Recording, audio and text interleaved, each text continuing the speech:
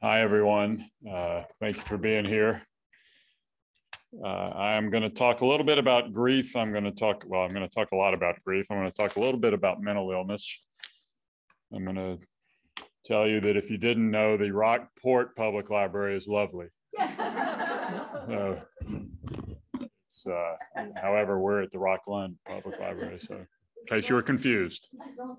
It is very lovely, yes, and open, so much, yeah. So, thank you for being here. This is the book I wrote is about our son Max. This is he died in February of 2015. This is a self-portrait that Max took for a photography class in college, and he was given the assignment of taking a author photo for a book of his photography. He was a photography major. This is a great example of Max because he loved using a camera. He hated having his picture taken. So I would love to be able to say to him, Max, this is an author photo where you can see the person, but that is the Max that wanted to be seen.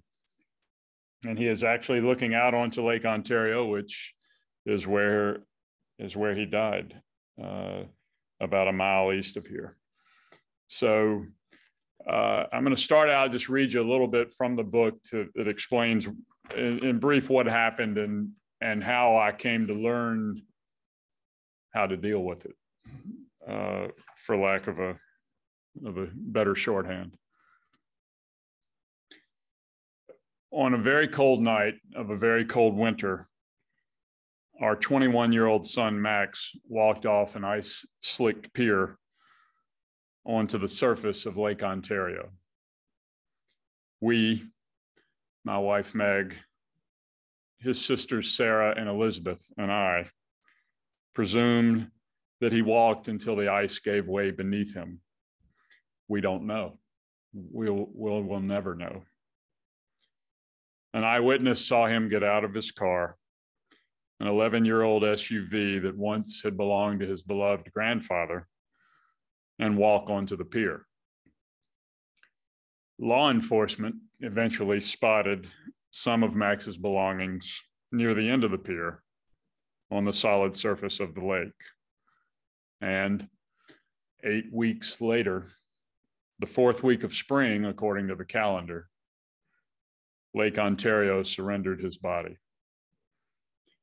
It would not be much of a whodunit. Those are the facts that we know.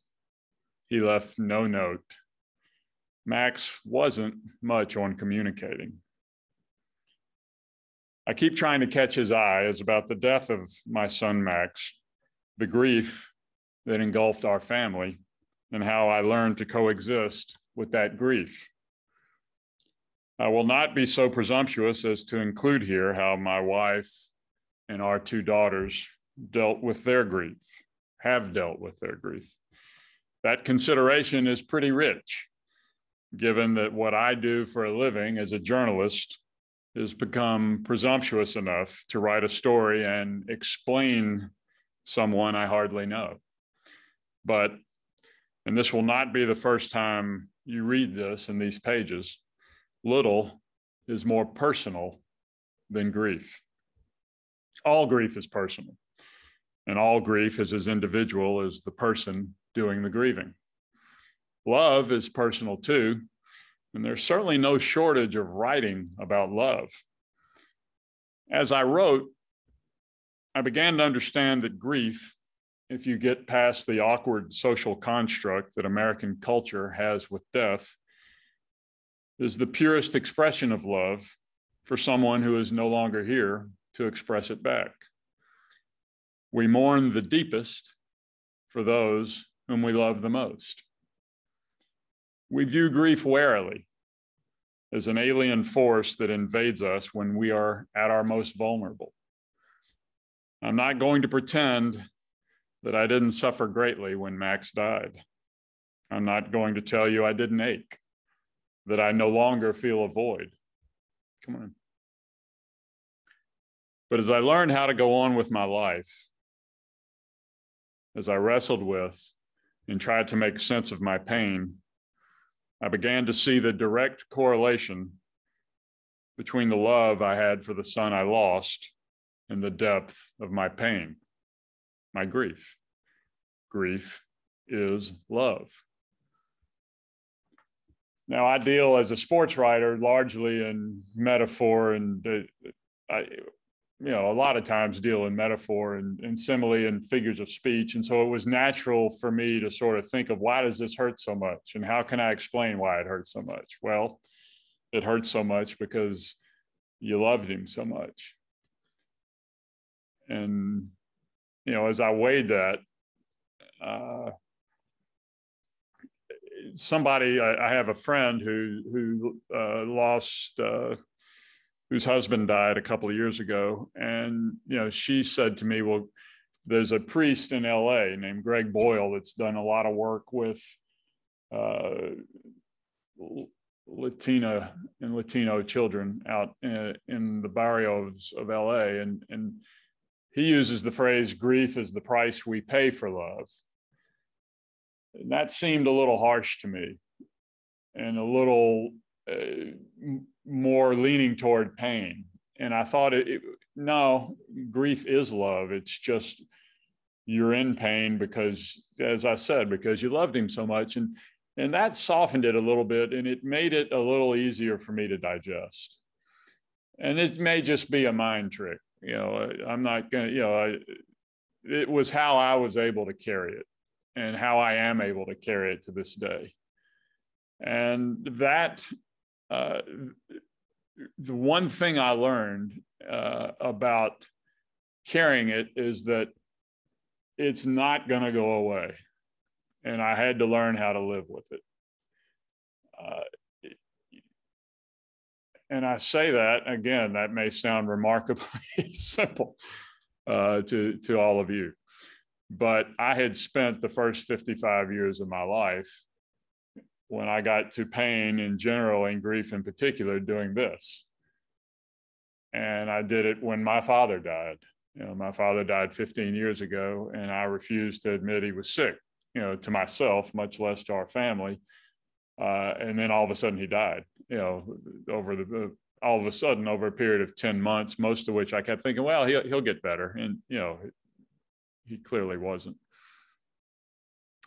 So, and I had done this, and I kind of realized, it took me a few weeks with Max dealing with his death, and kind of realized if I do this, my arm is going to get really tired after a while. And the notion of all of a sudden thinking of it as love just made it a little easier to get used to when I realized it was never going to go away. It was always going to be right here. And once I made that transition, I just began to, okay, now I'm not going to say relax, but it was just like, okay, it's always going to be right here. I have to learn how to live with this. And that notion is what carried me through, is it just getting used to it. There is an author, a poet named Edward Hirsch. He's actually a Wall Street guy, but he's an accomplished poet. He wrote a slim volume. It's a 78-page volume called Gabriel, about his son who died. And it's 78 pages of 3-line stanzas about his son's death, and Edward Hirsch's grief. And he compared grief to carrying a boulder up a hill that never ends, and called it, I think the phrase was, poor Sisyphus grief. And that helped me too. That idea, as I was like, okay, I'm not going to outrun this. I've got to figure out how to carry it. And so, and one issue I had in the course of figuring this out was, at the time I worked for ESPN, and right away, within 48 hours of the sheriff calling me calling us and telling us that Max was missing, there was a headline on the internet: "Son of ESPN writer goes missing." We live in Fairfield, Connecticut. The local newspaper, the Connecticut Post, above the fold on A1, about the story. And I'm a journalist, and they were calling, and my brethren and sisterin were calling, and I did not want to say no comment. I just thought, I can't do that. I couldn't constitutionally say no comment. So all of a sudden, it was, it was public, which was funny because, as I said, Max, as shy as he was, and all of a sudden he was in peoplemagazine.com and, any number of websites around the world, really, those magic 4 letters, ESPN. We had to decide quickly what I was going to do. And the one thing about acknowledging it, and it helped me realize, it just helped me all along in not hiding from it and not hiding it, was that if I said no comment, and in addition to it being against my own principles, it would be construed that we were ashamed of Max, and that, if in fact, and we had no reason to believe there was foul play. The police told us right away they had no sign of foul play.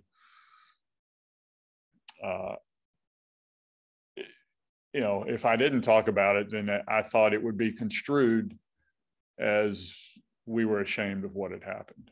And I was not refused to, in any way, shape, or form, give anybody that idea, because we were not ashamed of Max. Max was different, and he had been different really from a very early age. And the most, this is more than 25 years ago at this point, right about 25 years, the most accurate diagnosis we ever got of Max is that he was somewhere on the spectrum. But they could tell us what it wasn't. He was not autistic. It was not what was then called Asperger's. I don't know what that's called now, forgive me. But he just processed differently. And I guess now you would say neurodivergent. And so he was always different. And, we were not, he was a quirky kid, yes, but he was also a very funny kid. He had a terrific sense of humor, which I tried to help him develop, because my only son of 3 children, had absolutely no interest in sports, which I thought was pretty good proof that God has a sense of humor. That he would. He just didn't really care about sports. But so I worked with him, Marx Brothers, Bugs Bunny, Looney Tunes, anything. And that's where those were the things we bonded over. And he was big into anime, big into Pokemon. He was big into Legos. And he came down when he was about 8 years old one night and said to me, "Dad, who is Kobe Bryant?" And I think I wrenched my neck. I was like, "What?" And he says, "Look, there's an NBA Lego set." And before he finished his sentence, we were in the car driving to Toys R Us. So from that, he got interested in the NBA. And for a while, we went to New Jersey Nets games, which were a 90-minute drive. But that's how we connected. But by and large, outside the family, he was shy. It was hard for him to make friends, and he was just always that way. But he had friends, and he had a good, solid group of friends in college, and he spiraled, and he got sick. He was we were not scared of mental illness in the house. He had always, from a middle school age, seen, or younger really than that, seen, gotten therapy, just a fact of life. But, he was gone. And I thought again, well, if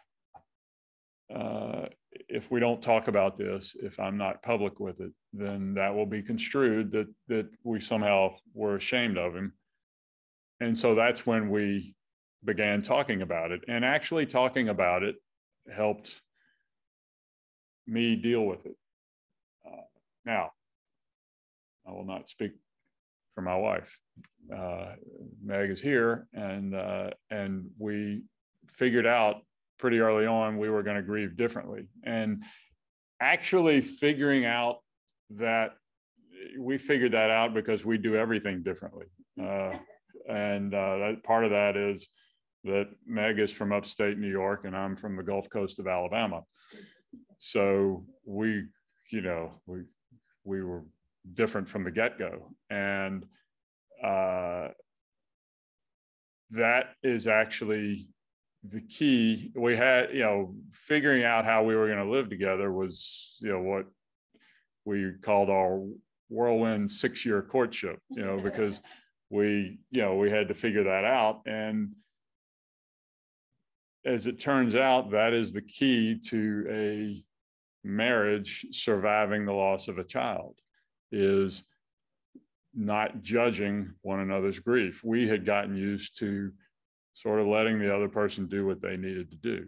And when we first started dating, which was almost 40 years ago, Frank DeFord, who was a famous sports writer, mostly at Sports Illustrated for many years, had written a book about the death of his daughter. She had cystic fibrosis, and we both read it as we begun dating. And they had a rule, Carol and Frank, that they wouldn't cry at the same time, after Alex died. And we sort of thought, we sort of adopted that rule. And that was one way we were different, but we were different in a lot of ways in how we dealt with it. I didn't need to know. I didn't want to ask a lot of questions, because to me, I didn't, it wasn't going to help me, what happened and why. Meg wanted to ask a lot of questions. David Kessler, who is considered probably the leading American authority on grief, said, he put it, I heard him not long after Max died, a couple of years, he was on with Brene Brown, who is, everybody knows who Brene Brown is. And he said to her, it's not the loss of the child, it's judging one another's grief. That's what gets a marriage in trouble. And, we instinctively, we were kind of built that way, to let the other person do it. So she would ask a lot of questions I didn't. Now, one thing I put in the book, I said Meg always went to the cemetery, and I never went to the cemetery. Turns out that's a factual error, and it really has to do with Southern grammar versus Northern grammar. Meg would come home and say to me, I went by the cemetery. Where I grew up, when you went by something, you went by to see something, that meant you dropped in, and you went by to see somebody, it meant you dropped in and said hello. So she would say, I went by the cemetery. And I thought that meant she went over, got out, went to the cemetery. And what she was saying to me was she drove by the cemetery. So that was,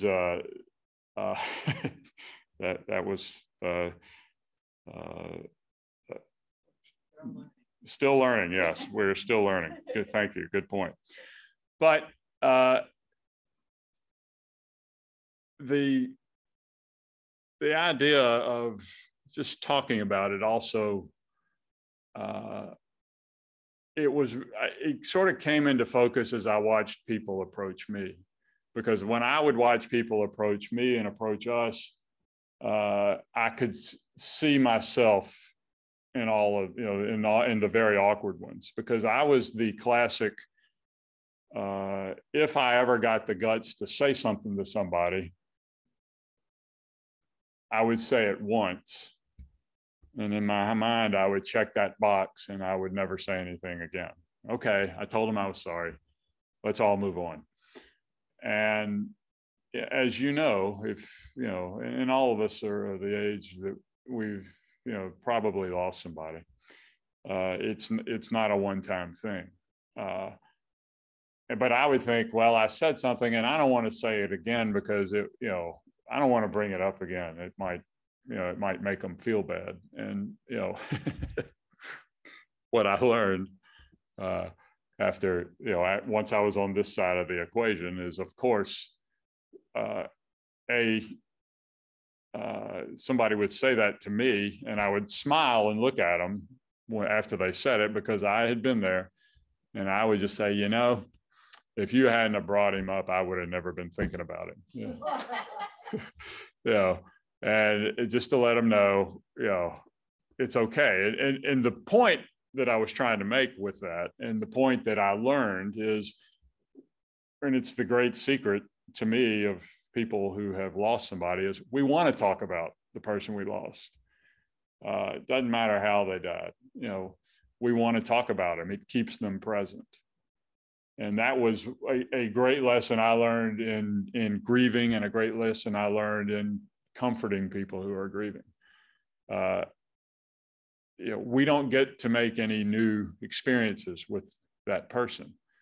So if you can come and tell me a story I don't know, or even tell me a story I do know, but if you can tell me a story I don't know about Max, what an incredible gift, because that brings him back to me in a way that I didn't have before. When the book came out, we had a party in Fairfield where we live, and Max's fourth grade teacher came to the party, which was delightful. And she tells me a story of Max in the fourth grade play. And of course, as we all know, in fourth grade in New England, you have a colonial play, because it's New England, and you have a colonial play. And Max played Patrick Henry. Now, this was our very shy, not look at anybody's son, and an inspired bit of casting. Mrs. Michaelis made him Patrick Henry. And Max stands up in the cafeteria and pounds on the table and says, "Give me liberty or give me death." And the whole class goes, "Whoa, Max." And she said, I even kind of went, "Whoa, Max." And she said the whole class looked at him differently from that point forward. And that, I've dined off that story ever since she told it to me. So that, again, talking about the person, I think, not only keeps them present, but it helps process grief, and it helps making grief easier to carry. One thing, and again, sort of what I was talking about being public, is really in not wanting people to think that we were ashamed of Max. It taught me a lot about mental health. And what I kind of figured out about it is mental health, we need to talk about mental health. We need to talk about it in public. Mental health needs sunlight. When we, especially my generation, when we hear the words mental health and mental illness, we only hear the first word. It's the second word that's the important. It's a health issue. It's an illness. The brain is an organ, just like every other organ. we're not conditioned in this society to think that way. We're starting to get there. We're making great strides. You know, my comparison to it is, for my parents' generation, they didn't discuss cancer in public. You didn't talk about cancer. You sometimes didn't even tell the person who had the illness that it was cancer. And if you did talk about it, it was almost sotto voce. You know, it was not a public issue. Well, somewhere along the line, we as a society decided we need to talk about cancer and we need to attack it. And over the course of all of our lifetimes, if you think about the progress that's been made in fighting cancer, it's a miracle. You know, what if we could do that with mental illness? You know, what if we did that with mental illness? And I think we're getting there. As a, you know, the notion is to become more public with it and to treat it more publicly.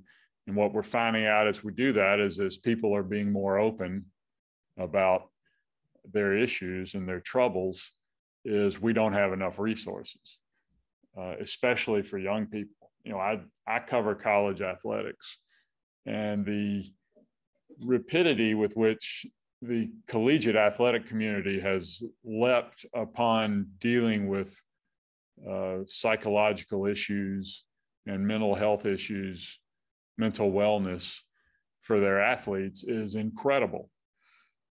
The University of Georgia has on its athletic staff website an Office of Health and Mental Performance with 6 employees. Thank you to the, you know, because of the internet, you can click on the 2017 Georgia Athletic Staff Directory. That office did not exist. Now there's 6 people in it. Now, because colleges compete in everything, Nick Saban, the coach at the University of Alabama, has 8 people, not 6. You know, but all over the country, the University of Nebraska has 5 psychologists just on their athletic staff.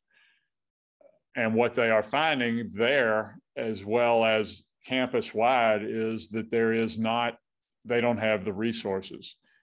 The kids in this society have so many issues. They, you know, a kid calls and says, "I need help," and they say, "Well, we can give you an appointment in 3 weeks." Well, that, you know, that helpful, but it's not, you know, that's not the way you treat an illness. Come back in 3 weeks. So we're getting there, you know, but we need to have greater resources and just to discuss mental illness the way that we discuss every other. I'll just say one last thing before I open it up for questions. The people have people have said to me, "I can't believe you're able to talk about this in public." And they talk about it. You know, I got invited to a symposium on journalistic courage, and I tried to talk them out of me speaking because courage to me involves a choice, and you know, whether you want to do something or not. And you know, we had no choice about whether we wanted to deal with this. We had to deal with this. This is what has worked for us. Talking about grief has made it easier to digest. And I try to be open with it. You know, 7, almost 8 years is a long time. And in a lot of ways, it's hard to believe, you know, Max is gone, but in a lot of ways, you have a choice. What I kind of figured out early on was I couldn't stay where Max was. As much as I would like to, you know, that's not how life works. My life was going to continue. Our lives were going to continue. And 2 weeks after we recovered his body, our nephew got married. And I thought, thinking about it in a big picture, I thought, well, just because this really, really, really bad thing happened to me, probably the worst thing that will ever happen to me in my life, doesn't mean that good things are going to stop happening to me. There's no correlation. And in fact, good things, no reason good things won't happen to me, but I've got to be open to them happening. And here was a wedding, my nephew's wedding, staring us, bless you, staring us in the face. Did we want to go? No. But if we don't go, then we've lost again.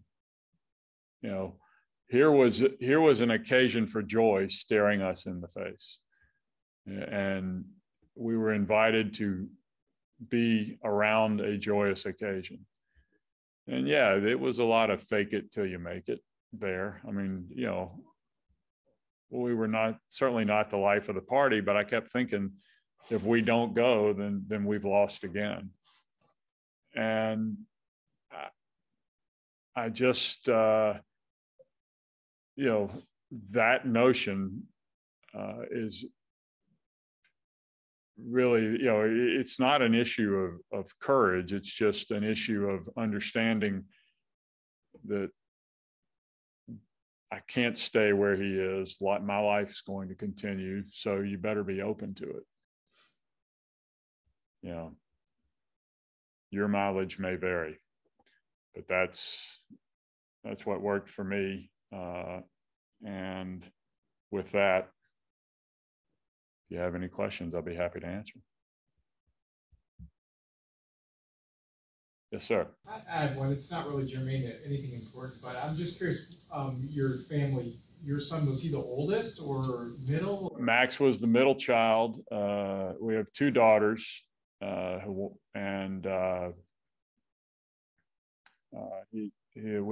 a daughter 2 years older and a daughter 3 years younger. So, sure. How are they doing? They're doing well, thanks. They, as with their mother and I, dealt with it very differently. The older one, as soon as she went back, she was living in San Francisco, still is. As soon as she went back to San Francisco, she got a grief counselor. She went to see him regularly until he said to her, there's nothing more I can do for you. You're ready. The younger one was starting college, was in the spring of her senior year of high school, or February of her senior year in high school when Max died. And she went to college and didn't deal with it right away, because starting college was a great way to be somebody else for a while. But as she was in college, she finally dealt with it more and seemed to find people within her collegiate community who had similar losses. Not exactly the same, but had lost somebody close, and some to whom she's very close. And I think they just understand each other. So they're doing good. They're doing, I think they're doing well. Yeah. How old was Max? Max was 21. He would be 29 in January. And I'd say the pangs I have now, the ones that hurt the most, are thinking where would he be now? What would he be doing?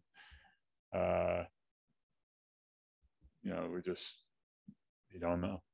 And it's one of those. It's just too bad. Yes, sir. A couple quick questions. Were drugs and alcohol involved at all? And secondly, looking back, did you have any inkling that this could happen? Any warning signs at all?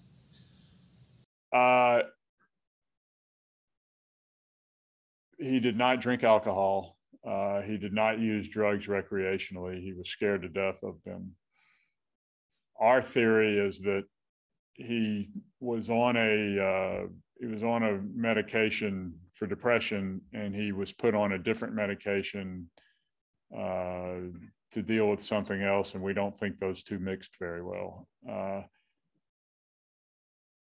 That said, he, again, in retrospect, and to answer your question, we had no idea. In retrospect, we think he had begun to spiral long before the second medication came into, several weeks before the second medication. Max was always maturing late. He was a late developer. And he came home for Christmas of his junior year for a few weeks, and he had pulled away a little bit. And we thought, because he had always matured late, that this was sort of his delayed adolescent, stiff arm.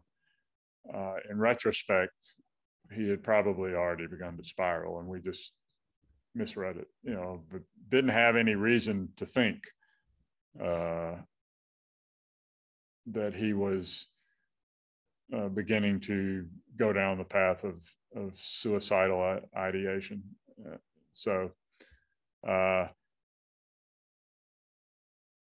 I will tell you this. I grew up with a woman who is on the faculty at the Duke University School of Medicine. And she is a expert in children dealing with terroristic trauma, because she was working at Oklahoma State University when the Murrah building blew up. She went to the ball. She came up here when the marathon bombing. She one of those people that parachutes in. So I think she was at Sandy Hook. I think, was she at Sandy Hook? Maybe not. Anyway, yeah, 9/11. So Robin and I grew up together. Her name is Robin Gerwich. She called me. I hadn't spoken to her in 30 years. She called me a week after Max disappeared and talked to me for 90 minutes. This is in the book.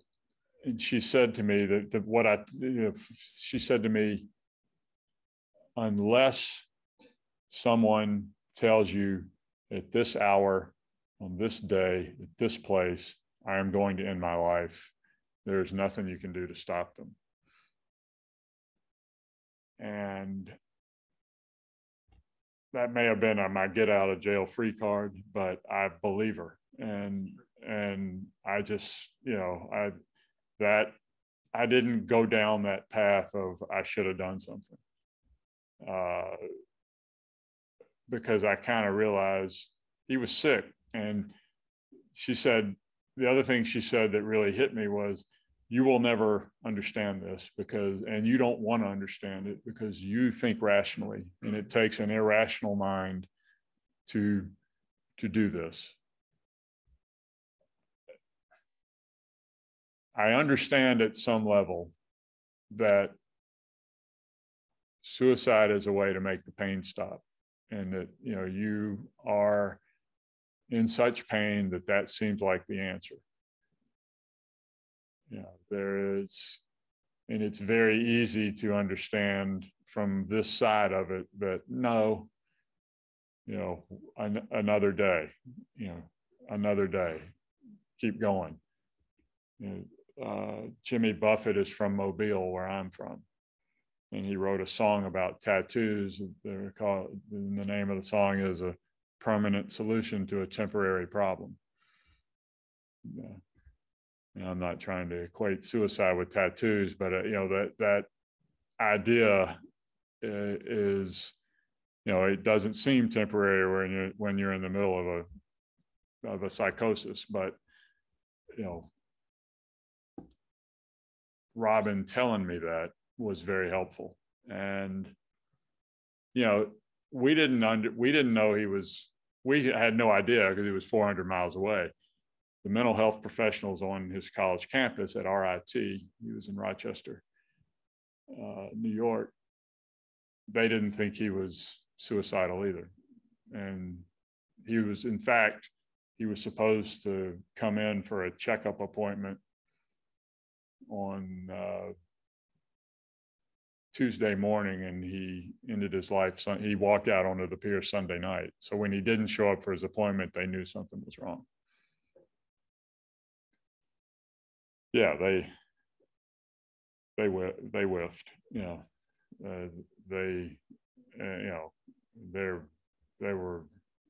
handled it badly. You know, but you know, what are you gonna do? Well, I should share with you, I'm an emergency room physician, and so I deal with a lot of attempts and people that come in. Sometimes they succeed, and I completely agree with your friend Robin. In my experience, it's not my area of expertise at all, but yeah, it's almost impossible to predict who and when will and who will succeed. So, you know, yeah. I was just curious about the mechanics of it. I'm sorry if that's. I wasn't hiding them. I just didn't get around to talk. Just didn't get around to saying it. Yes, sir. So, Ivan, thank you very much for sharing this story. Oh, sure. I know you make it seem easy, but I know it's not. I divide my time between supporting suicide prevention across the state in multiple communities and supporting folks after traumatic loss like suicide. And what I often see, and I don't hear from you, and I know, you know, there's that instrumental grief, and you're very much on that instrumental side, you know, from here. What I rarely hear is a lack of that torment of questions to try and understand that. And, you know, I hear you say, well, you know, I had to put that aside. And, you know, how did you do that? And is that, you know, the what ifs and the I could have done something? All that kind of stuff. Yeah. The torment.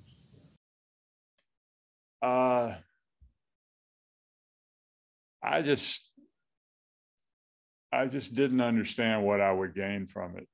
You know, it wasn't going to bring him back. And I knew, obviously, I think, you know, the way I think about it is, you know, obviously I made mistakes because as a parent, you make mistakes with, you know, as you breathe, yes. And our daughters, you know, the difference is that as they become adults, you can still, you know, you still have a relationship with them and you try to make up for whatever you screwed up as best you can. And I don't have that opportunity with Max. And that, yeah, that's painful. That hurts. I've got you know, I found a letter that he wrote me when he was middle school, early high school. He was 14, so I think he was beginning high school, you know, and basically asking me to spend more time, you know, that we should spend more time together, and, you know, reading it. And I read it when he wrote it, and I'm sure I thought to myself, absolutely, and put it in my folder of stuff I save about Max, and it went, you know, that one hurts, you know, that hurts a lot. I've got you know, in my closet, which Meg found, you know, again, after he died, I've got a project he made for Father's Day in like first or second grade of all the things he was, you know, the gifts he was going to give me and stuff we were going to do together. And again, you know, yeah, okay, great. And I never made it, you know, I was too busy doing whatever I was doing, you know, that part of it. You know, I have regrets, but I know I have regrets with my daughters too. And I've just decided I was not going to torture myself because he's not here for me to undo that or to try to fix you know, whatever it is I didn't do. Because it wasn't going to do any good, you know, and I think it's just kind of, I just don't perseverate on that. And you know, it may be a self-defense mechanism because it would hurt too much. but I just don't. I wish I had a better answer. As you said in your very beginning, grief takes all kinds of forms. We all do it differently. Yes, and yeah, and that's true. And maybe I'm just I'm lucky that I'm able to handle it that way. I don't know, or maybe I'm missing something, but. I've got a couple of comments on Zoom I'd like to share. Sure. I have one from Sarah who says, I lost my son to suicide in August of 2015. He was 32. You have already answered my questions about your daughters. Siblings get kind of lost in the shuffle. Everything you've said totally resonates with me. Thank you. And I look forward to reading your book. And Steve nice. had a couple comments. He said, thanks for speaking out from your heart, Ivan. I agree with you on all points. I'm a journalist too, and I've written about my son Joel's death, self-inflicted. Carry on, carry Max, and find those small pleasures, even though the pain never, ever leaves. And he followed up with your answer to the last question with life is fragile. Guilt serves no purpose, just as if only can't fix anything. But I am shocked at the lack of resources for those suffering depression and other mental illness. We have all kinds of services for physical trauma, but not for mental health. This is so wrong. We can do better. So thanks, Sarah, and thanks, Steve, for sharing that. Oh, yeah, that's nice. Thank you to both of you. And it's, it's been interesting. I think the one thing it kind of helped me this also helped me deal with it, is understanding, because I was so scared of grief, I never really thought about how other people dealt with it. And then realizing, especially in the early weeks after Max disappeared and after we, recovered his body, people would very quietly say to me, my brother, when I was 20, my dad, and these were people that I had known for years. And I thought, well, they carried on, they were living a life that you thought was the same as yours. And it turned out they were doing it while dealing with this enormous burden of grief. So they did it, there must be a way you can do it. And I found that very helpful. And, I think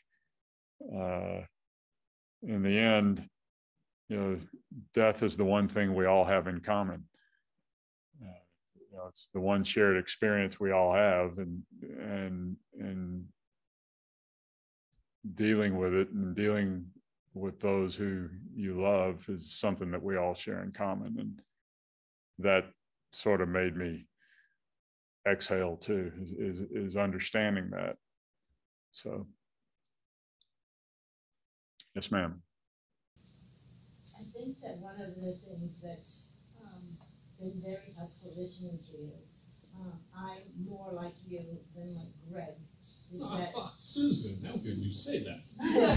in the sense that my sister slipped quietly, peacefully, deliberately into the river at age 54, leaving an 18-year-old daughter. I've read a lot about it, and dealt with it, getting on with my life and being there for his daughter and things, but and not worrying it. But you, with your professionalism, have spoken, and as a man too, that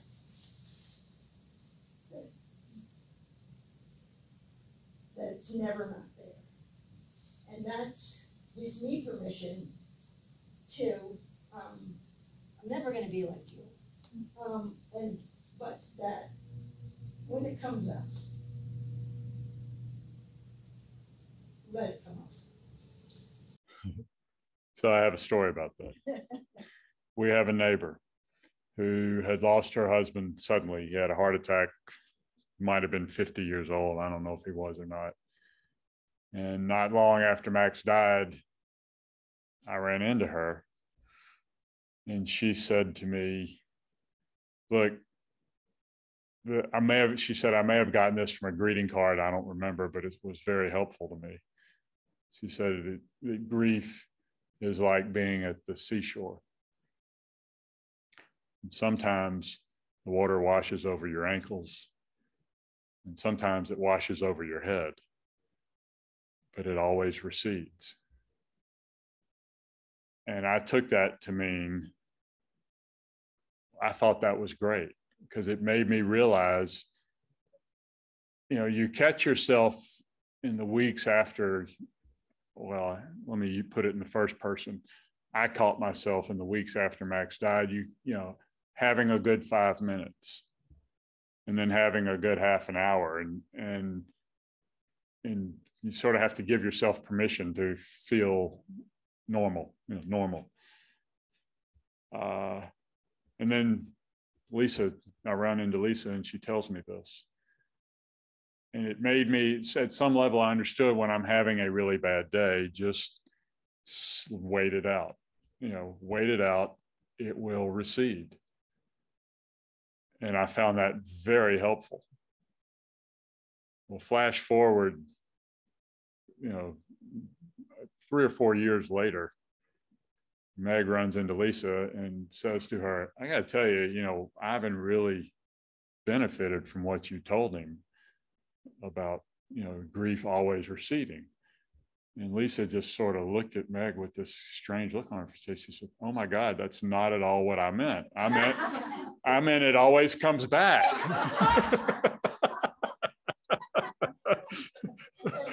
Yeah. So it's all how you, yeah. So it's all how you look at it, I guess. I don't know. But yeah. So but to me, I just felt, just hang in there. This will, this really bad patch will stop, and I get pangs now, and I understand I get pangs, and I just sort of, what's the right word? I just sort of immerse myself in it, or don't fight it, and exhale and move on. And this grief isn't bad. no. Feeling grief isn't bad. Right. Especially when we let it ride with us like the tide. It can't be bad. Well, that's where we came in. If it's love, if it's a form of love, then it's a good thing.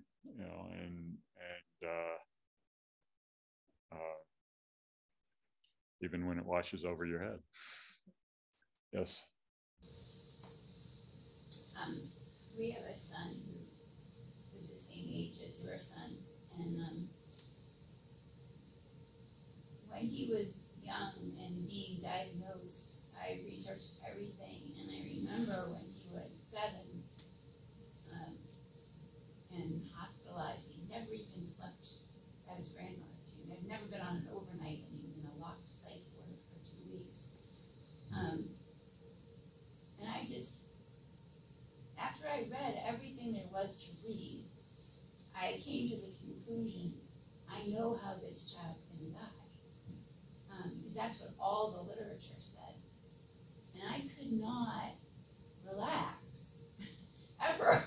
And then that's him who just called. Wow. But I remember the psychiatrist saying to me, it doesn't matter how you got here. It doesn't matter what's wrong. All that matters is what are you going to do? What are you going to do next? And I feel like you answered that. You don't know how this happened, but you have to keep living, and you are honoring Max by making sure that other people can talk about it and get the resources together. And that, as you say, it's grief, but that's your love that's still doing this. Oh, well, thank you. That's a beautiful way to put it. And so your son's, he's still alive. He's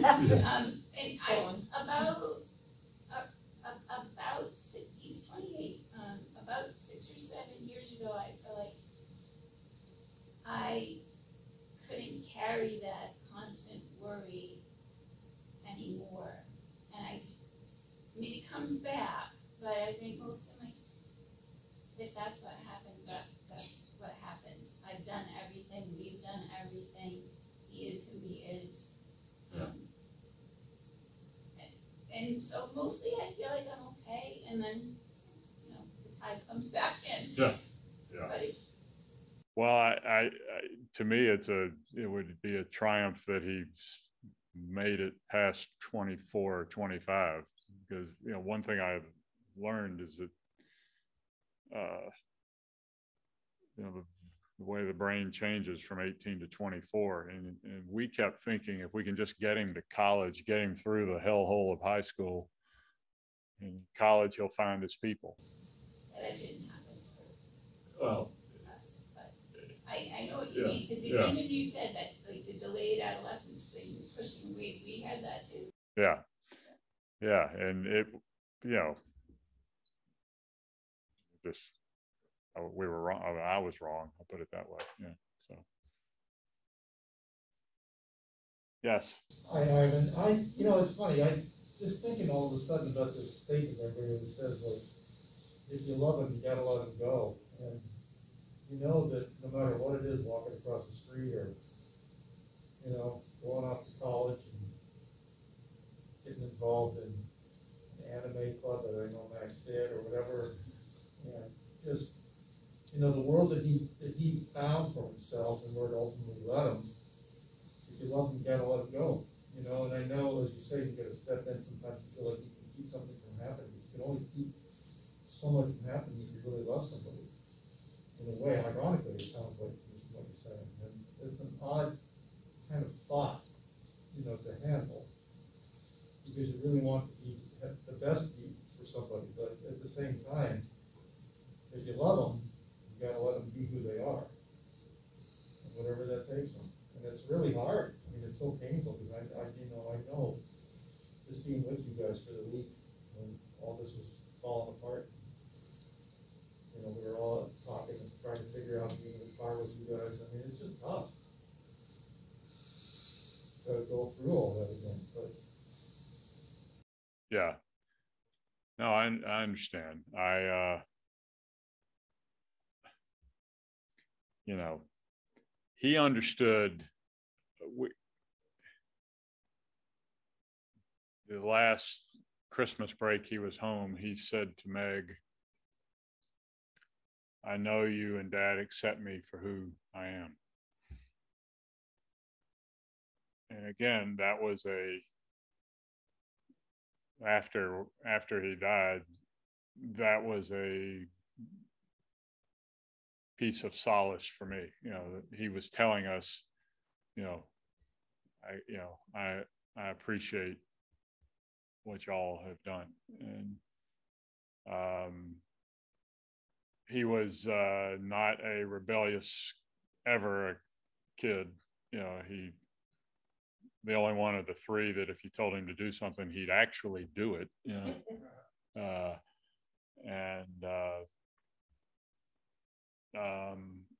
that I have, you know, that part has, you know, that little thing he said to Meg it really helped me.